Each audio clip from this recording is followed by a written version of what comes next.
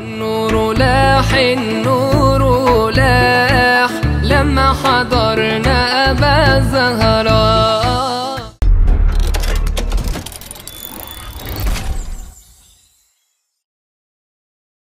رب العالمين. Ya Allah.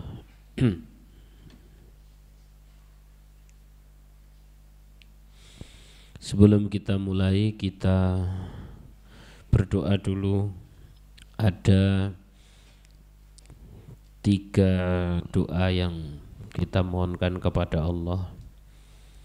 Yang pertama untuk putri dari salah satu jamaah yang hadir di sini, putri Mas Adi, kemudian mertuanya Mas Alan, dan satu lagi siapa tadi yang terakhir namanya? Rizky Fatur Rahman. Allah maghfir lahum warhamhum wa'afihim wa'fu anhum wa la tahrimna ajrahum wa la taftinna ba'dahum waghfir lana wa lahum. Al-Fatihah. A'udzu billahi minasyaitonir rajim. Bismillahirrahmanirrahim. Alhamdulillahi rabbil alamin. Ar-Rahmanir Rahim. Maliki yaumiddin. Iyyaka na'budu wa iyyaka nasta'in. Ihdinas siratal mustaqim. Siratal ladzina an'amta 'alaihim ghairil maghdubi 'alaihim waladdallin. Amin ya rabbal alamin. Baik, bismillahirrahmanirrahim. Kitab Ta'limul Muta'allim. Kita sekarang sudah di bab yang berbeda, Ta'dhimil ilmi wal mu'allim. Bab menghormati, mengagungkan ilmu, menghormati ilmu dan menghormati ahli ilmu. Bismillahirrahmanirrahim. Qala al-muallif rahimahullah ta'ala wa nafa'na bihi wa bi'ulumihi wa bi asrari fid dharain amin. I'lam bi anna talibal ilmi, ketahuilah bahwa para pencari ilmu sejati, para pencari ilmu yang sejati, yang kelak akan mendapatkan ilmu yang menolongnya dunia dan akhirat, itu namanya talibal ilmi. La yanalul ilma, tidak pernah akan mendapatkan ilmu, wala yantafi'u bihi, atau mendapatkan ilmu tapi ilmunya tidak manfaat, ya, illa bita'dhimil ilmi, kecuali dengan menghormati ilmu, ngergani ilmu, menilai ilmu itu istimewa, ilmu itu derajatnya unggul, derajatnya tinggi, penting, ya. Jadi seseorang tidak akan mendapatkan ilmu kecuali dia bisa menilai, menghormati, ngergoni, menjunjung tinggi ilmu itu, wa ahlihi, dan para ahli ilmu, wa ta'dhimil ustadi wa tauqirihi, dan menghormati guru juga, ya, sama tauqir, menghormatinya. Ini adalah prinsip, Mas. Perkara yang sangat prinsip itu tidak bisa digeser oleh suasana yang berbeda-beda. Contoh begini. Di sini disebutkan tidak pernah akan mendapatkan ilmu kecuali orang yang dapat mengagungkan, menghormati ilmu dan menghormati ahli ilmu. Saya kasih contoh dari belakang. Ada orang pengen dapat ilmu, tapi sama ahli ilmu dia tidak hormat. Sama ahli ilmu dia tidak naruh posisi lebih di atas. Sama ahli ilmu dia biasa-biasa saja. Kenapa?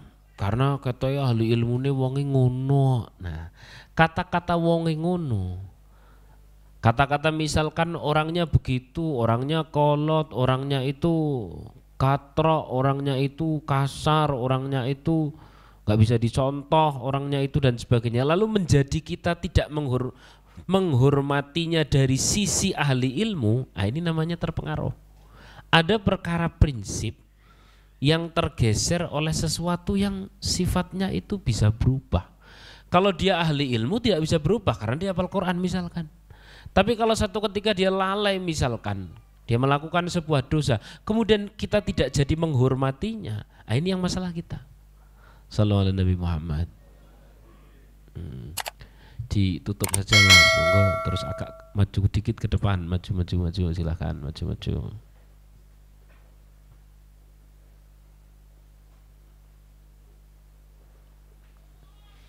Nah,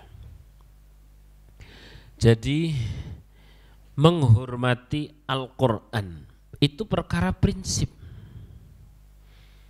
Soal kemudian sampean merasakan kesulitan mempelajarinya, ini tidak boleh mengurangi kehormatan kita kepada Al-Quran.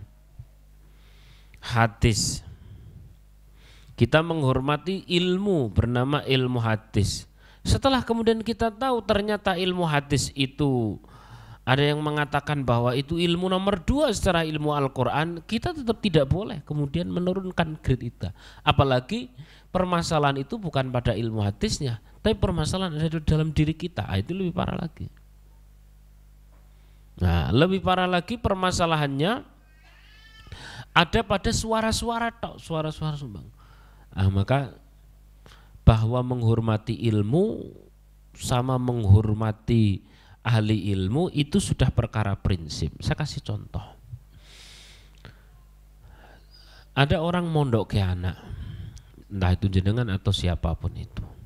Terkadang-kadang itu nggak jadi mondok hanya gara-gara permasalahan di pondok, misalkan dinyek konco, kowe ora iso mikir, rasa mondok rak wis lara ati. Ada lagi, ketoke wong tuamu kiri ya mangane kok kerupuk terus. Nah, terus lara ati. Ada lagi, wong kok gudik men kaya ora wong, lara ati. Dia orang ini memiliki cita-cita kepada ilmu, cita-cita yang tinggi menjadi ahli Quran. Ternyata dia terpengaruh oleh perkara-perkara receh seperti ini, sehingga dia mengundurkan diri untuk mondok. Ini kan sama, berarti orang tersebut itu kemuliaan ilmu yang prinsip itu tergeser hanya oleh ucapan-ucapan yang sifatnya itu receh. Nah, maka ilmu itu mulia, itu fix, itu tidak bisa digeser oleh apapun itu. Bahkan kalau versi kitab Ta'limul Muta'alim, bukan hanya menghormati ilmu tapi menghormati ahli ilmu.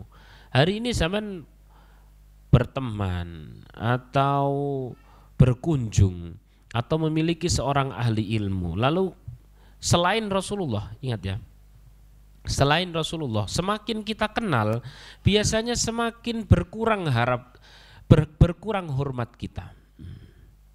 Misalkan sampean di keluarga Pak Kiai siapa begitu ya, sebelum dekat itu hormat banget, namun setelah dekat kan akhirnya terus jadi ngenteng gitu. Karena yang selain Rasulullah SAW itu pasti punya aib, Mas. Kalau Rasulullah itu memang indahnya tiada terkira. Orang semakin kenal sama Rasulullah, semakin kelihatan kesempurnaannya. Tapi yang selain Rasulullah, semakin kenal, semakin nampak kekurangannya. Wis to nek ora percaya takon karo koncone sampean sing wis nikah. Biyen, dong pas sijik pacaran, entute lho wangi. Kandhane kok. Entute lho wangi. Ya. Dijiwit ngono kok rasane kok kaya enak. Ya, terus kemudian guyonane iki ora tau nglarakke ati. Terus urung ngerti, sampean belum tahu bagaimana merdunya seperti apa pada saat ngorok. Ketika sudah jadi suami istri, wah ya Allah, itu semakin nampak. Mulai dari kekurangan fisik, ternyata mampu keleke, mulai kerasa. Berarti biyen selama dulu pas pacaran ke nganu ya palsu kabeh. Itu boleh zaman berkata seperti itu. Itu fisik, tapi jangan sampai kemudian perkara-perkara fisik itu menghilangkan untuk sebuah perkara dunia akhirat, yakni bernama rumah tangga, tidak boleh. Karena apalagi ini pria, jujur salah, ngapusi ya salah. Saat sampean sudah nikah misalkan 20 tahun, lalu ditanya sama sang istri, "Mas, aku ndak ijek ayu." Mesti bingung sampean jawabnya. Jujur, saiki wis gembrot deh, salah. Nek ngapusi, nah ini ngapusi malah ora salah. Kamu itu ideal deh. Enggak, apakah masih cantik seperti yang dulu? Ya, masih cantik seperti yang dulu bagiku yang dulu, ngono to. Mas, alhasil Mas Mbak rahimakumullah, dari segala bentuk apalagi karakter Mas, karakter itu tidak bisa dibohongi. Tidak terkecuali kiai, tidak terkecuali habaib, tidak terkecuali orang hafal Quran. Semakin dekat kita akan semakin tahu kekurangannya. Namun yang seperti itu jangan pernah mempengaruhi, menurunkan grade kehormatan kita kepada sisi keilmuannya. Karena kita wis ngaji. Karena kita sudah ngaji. Saya menghormati beliau karena punya ilmu. Tapi wonge cok rotok pelit loh. Bukan urusan saya. Urusan saya ngaji, beliau ahli ilmu, saya hormat. Selesai. Karena kehormatan ilmu, kehormatan ahli ilmu adalah perkara yang prinsip, sementara perkara-perkara aib dan sebagainya itu adalah perkara-perkara sesuatu yang fitrah. Sesuatu yang kita bahasa umumnya kabeh duwe. Tapi menghormati ilmu, menghormati ahli ilmu, ini adalah sesuatu yang mulia. Sallallahu alaihi Nabi Muhammad. Nah, sampai tercetus di antara para khudama, ya, orang-orang yang khotim yang biasanya abdi dalam atau di rumahnya Pak Kiai, entah itu masak, entah itu nyetir, entah itu ngomong, entah itu macem-macem, ternyata menjadi khotim itu yang berat. Khotim atau khodam, pelayan di rumah guru, yang berat itu bukan pekerjaannya, yang berat itu menata hati. Menata hati. Dulu saat masih jauh nampak semua kehormatan, begitu dekat nampak aib-aibnya. Aib yang nampak di depan mata, kita masih menghormati beliau sebagai ahli ilmu. Lah itulah yang dikehendaki di kitab ini. Itulah yang membuat seseorang akan mendapatkan keberkahan ilmu. Sallallahu alaihi Nabi Muhammad. Karena bukan nabi, bos. Ya, ini mulai kerasa ketika sampean-sampean mulai dekat dengan siapa, begitu Ustadz siapa atau Habib siapa. Makin dekat itu makin harus pandai mengatur hati.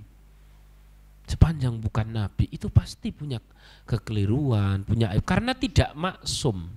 Tidak maksum itu tidak dijaga secara pasti oleh Allah Subhanahu wa taala. Nah, ini perkara prinsip, Mas. Ya'lam bi anna talibal ilmi, ketahuilah bahwa pencari ilmu yang ilmunya ini akan menyelamatkan dunia akhirat, la yanalul ilma, tidak pernah akan mendapatkan ilmu, wala yantafi'u bihi, dan tidak pernah mendapatkan kemanfaatan ilmu, illa bita'zimil ilmi, kecuali menilai agung itu sebuah ilmu. Misalkan pondok itu terbagi aja menjadi dua, pondok Quran sama pondok kitab. Kalau meyakini bahwa Quran itu mulia, ya, Quran itu mulia, maka ini tidak boleh tergeser karena gudigen. Understand? Maka ini tidak boleh tergeser karena ucapan antar teman. Kadang-kadang anak ndak jadi mondok itu gara-gara rasan-rasan, grup-grupan, grup kono, grup kene, ya Allah. Saya itu jadi pengurus pondok itu 10 tahun, jadi wis paham ki grup kono bosen, grup ini bosen. Kayak gitu saya kira cuman yang santri putra, ternyata santri putri lebih fasih grup-grupannya. Ya Allah. Ngono ngrasani kono, ngrasani kene. Kadang-kadang ada yang punya markas di bawah jemuran.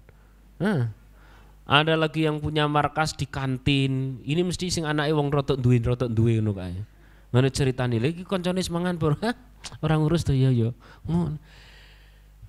itu biasanya untuk umur di bawah anak-anak SMP SMA begitu. Tapi nanti kalau sudah mulai dewasa, dia sudah mengalami masa demi masa, udah sing penting ilmu. Mau apapun yang terjadi, 30 juz kudu rampung sampai bisa ngelondong. Ngelondong itu paham ya?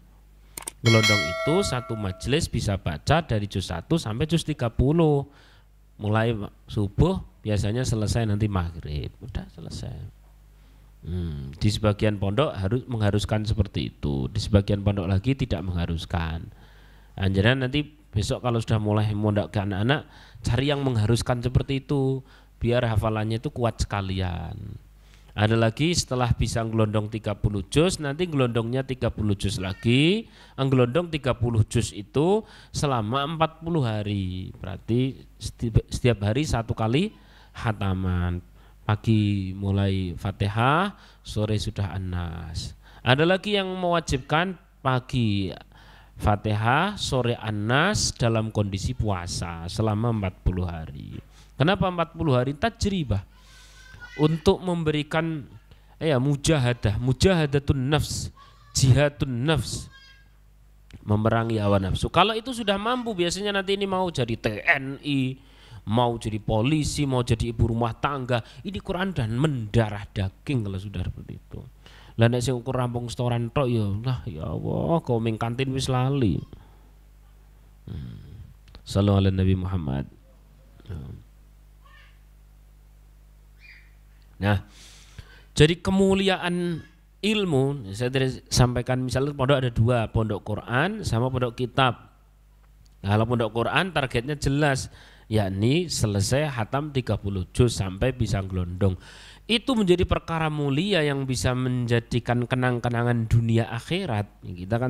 Saya kan sudah berulang kali saya sampaikan bahwa yang namanya hidup di dunia paling pol berapa tahun? Berapa? 80 atau 90 tahun ya. Terus kalau di akhirat berapa tahun kemarin itu? Miliar, triliun, triliun, miliar, miliar, triliun, triliun, miliar, miliar, triliun, triliun, miliar. Bayangke, kalau kita tidak ada satu kenangan pun satu surat, terus ngopo nang akhirat? Sangune apa? Nah, gitu. Wah, saya enggak bisa sanggup apa-apa, anak saya. Itu bagus. Anak. Bagus. Sallallahu alaihi Nabi Muhammad. Saya lagi sering sekali menceritakan apa yang ada di kitab Ma'arifus Sadat. Di sana disebutkan bahwa Nabi Isa alaihissalam itu lewat ke sebuah lembah, yang lembah itu ada sebuah kerajaan yang sudah hancur lebur, puing-puingnya itu nyaris rata dengan tanah. Para Hawariyin berkata sama Nabi Isa, "Ya Nabi Allah, kau mohonlah kepada Allah untuk menghidupkan salah satu di antara mereka, untuk kami tanya ini ada apa? Kerajaan yang sedemikian besar kok sampai menjadi rata dengan tanah." Kemudian Nabi Isa berdoa kepada Allah, bangunlah salah satu di antara mereka, yakni rajanya. Nama raja daerah tersebut, nama rajanya adalah Balwan bin Hafs. Apa tadi? Siapa? Saman kelingane bakwan kok jana. Balwan bin Hafs. Balwan bin Hafs itu ditanya sama Nabi Isa, siapa engkau? Saya adalah raja di tempat ini. Berapa tahun kau hidup?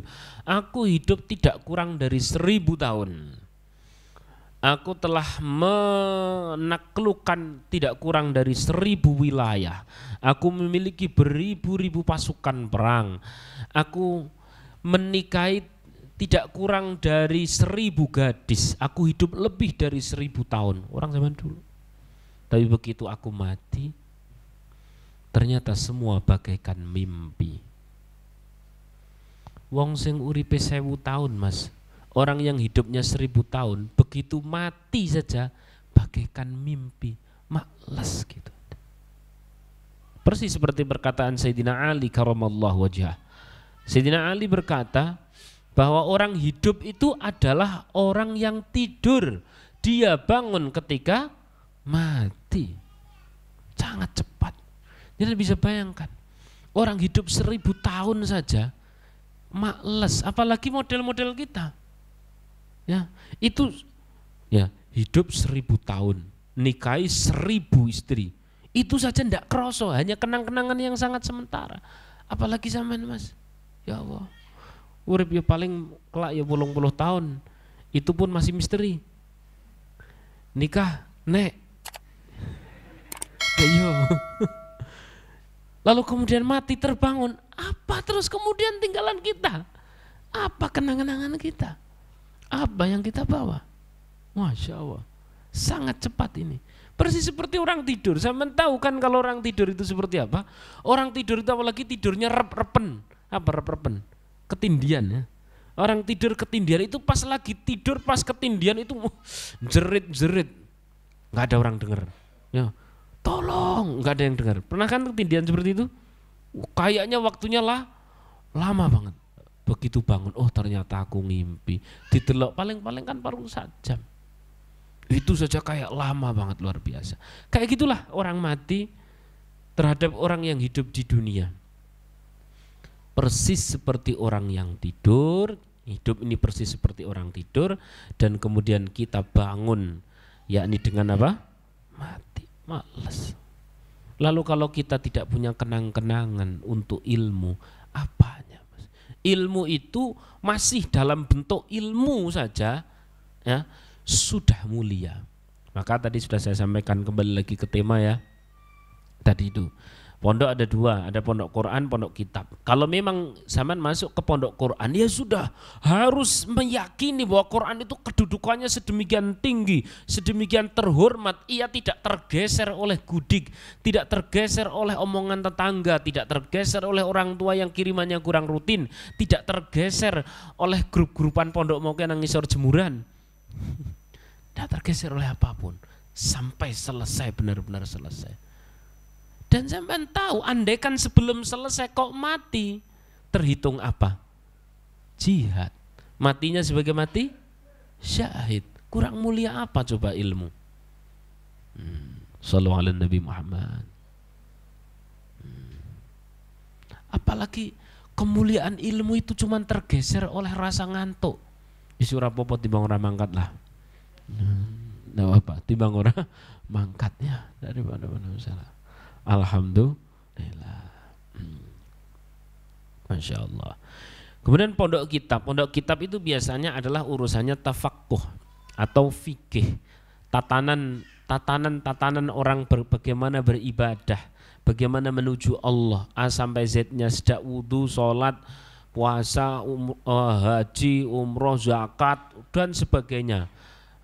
Kemudian fikih munakahat, kemudian fikih muamalat, itu dipahami semuanya di pondok. Dan kalau orang sudah sibuk dengan Al-Quran, biasanya sudah habis waktunya untuk sibuk dengan fikih. Biasanya milih salah satu. Ya aja orang-orang yang brilian saja sing bisa keduanya. Ya, orang yang ditolong oleh Allah, misalnya Gus Baha, Ustaz Hidayah itu mampu. Tapi secara umum itu milih salah satu Mas, milih. Nah, saya doa semoga jenengan yang keduanya itu. Tapi jangan tergeser oleh gudik. Gudikan sidik, ilmu si mulia, tapi kan saya gudikan. Lakin remeh banget. Satu ketika kemudian sampean masuk negeri akhirat, dibuka catatan kan guyang-guyu tetep. Waduh, aku wagu banget. Wagu. Sekarang diantemi malaikat piye? Maka kemuliaan ilmu itu fix, perkara fix. Perkara yang tinggi. Sampean harus dudukkan itu dalam posisi yang tinggi. Itu baru sampean akan menjadi orang yang alim, atau putra putri sampean menjadi orang yang alim, yang alimah, yang hafidh-hafidhah. Wa ahlihi, dan ahli ilmu. Tadi sudah saya sampaikan, contohnya lebih jelas lagi. Sampean mondok ke anak ke sebuah tempat, kok pulang-pulang rasani kiai ini, alah ya wis rampung, capek tok nanti. Itu anak capek tok nanti. Tapi wong iki duwe aib kok ngene iki. Lah pada orang yang ndak punya aib tuh bos. Saya tuh ndak mudeng kalau sampai ada orang membenci ahli Quran, itu saya ndak mudeng. Saat kita sedang membenci, beliau itu lagi nerima setoran Al-Quran loh. Kali aja malaikat terima, dia terima. Apa huruf-huruf Al-Quran yang nempel dalam darah dagingnya terima, kita benci. Gak terima. Man wa fi qalbil Quran, siapa orang yang hatinya mewadahi Al-Quran saja, malaikat itu lo tidak jadi nyiksa, malaikat tidak jadi nyiksa, mungkar nakir itu lo tidak jadi nanya. Lah kok kita bisa ngerasani sama ahli Quran? Ketemu pirang perkara coba. Ya Allah. Sallallahu alaihi Nabi Muhammad. Maka ini calon-calon wali santri, calon-calon orang tua yang punya anak ahli ilmu, hafidzatul Quran, pahami ini, benar-benar pahami. Ikuti itu track yang ada dalam taklimul muta'alim saat nanti anak sampean mulai besar. Diingat-ingat, syukur-syukur yang suami istri ngaji atau yang di sini cuman baru calon suami sementara calon istrinya dilalah juga ikut ngaji gitu ya. Ya wallahu alam kan ya ora ono sing ngerti. Ngono sampean kok amine jero banget. Ya Allah, ya Allah. Ini dipahami. Bagaimana prosedur awal mondok kemarin itu survei dulu, terus carikan teman itu ya. Terus hari ini bagaimana menghormati ilmu, posisinya tinggi, ia tidak tergeser oleh apapun, juga tidak tergeser oleh sekedar tipes. Tipes itu anak bawa pulang, kadang-kadang belum sampai dikasih obat sembuh, paling-paling baru dicentong ke nang omah. Mari lu kok nang tak centongke kok is mari nggih niki tipes rasa kangen kok. Ya sudah pulang dulu, habis itu tapi berangkat lagi. Kemuliaan ilmu tidak tergeser oleh perkara-perkara kecil. Juga kemuliaan ilmu tidak tergeser oleh omongan-omongan tetangga. Pak, anake mondok, berarti anak iki ora pati mutu ya. Ora mutu piye? Tuduhke itu tuduhke iki apa tau sini. Tunjukkan itu pelajaran-pelajaran yang ada di sekolah-sekolah umum dengan pelajaran yang ada di pondok. Banyak yang ada di pondok, kitabnya tebel-tebel yang ada di pondok, hafalannya banyak-banyak yang ada di pondok. Nah, buktinya 24 jam. Kalau sekolah berapa jam paling? Pagi, siang selesai. Ini 24 jam. Belum lagi otomatis jadi 5 waktu berjamaah. Sampean bisa bikin anak menjadi bisa sholat 5 waktu berjamaah, kondisi di rumah sementara sampean ngantor, istri di rumah atau istri ngantor, itu tok sudah hebat. Nek bisa wis sudah hebat Pol. Jamaah lo 5 waktu, subuhnya bangun sebelum subuh. Kalau itu bisa di rumah, takoni tak itu rumah sampean tak tulisi pondok pesantren. Masya Allah, kok ngene angel ngurusi anak wong akeh. Ngono kadang-kadang wong tuane ngajak sing ora cetha ora. Ya. Sampean bisa menetralisir anak dari pengaruh HP saja sudah hebat kalau itu di rumah. Itu sudah pola hebat. Maka di pondok itu la ilaha illallah Muhammad Rasulullah. Betapa mulianya, betapa repotnya para pengurus. Ya Allah. Maka saya tuh tidak bisa tidur malam, Lah kok bisa tidur malam? Wong anak itu punya potensi, ada yang potensi minggat, ada yang potensi kudiken, ada yang potensi lapar ndak kunangan, ada yang potensi mungkin sing lanang gelut, ada yang potensi sing wedok iki perengut-perengutan. Iki terus kemudian aku tidur, ya ndak bisa lah. Minal aku melek korang, ya Allah, di ngapura ya Allah, astagfirullahaladzim, sholawat dan sebagainya. Sallallahu alaihi Nabi Muhammad. Isi sekali aku curhat lah. Masya Allah, bisa netralisir anak dari pengaruh HP itu sudah luar biasa. Apalagi sholat 5 waktu. Ya Allah. Maka sampean kalau sudah mulai mondokkan anak mas, yang hormat sama pihak pondok. Kalau ada apa-apa begitu ditata, itu lisannya ditata. Demikian yang dapat saya sampaikan, semoga bermanfaat. Al-Fatihah. A'udzubillahi minasyaitonirrajim. Bismillahirrahmanirrahim. Alhamdulillahirabbil alamin arrahmanirrahim maliki yaumiddin. Iyyaka na'budu wa iyyaka nasta'in ihdinas siratal mustaqim.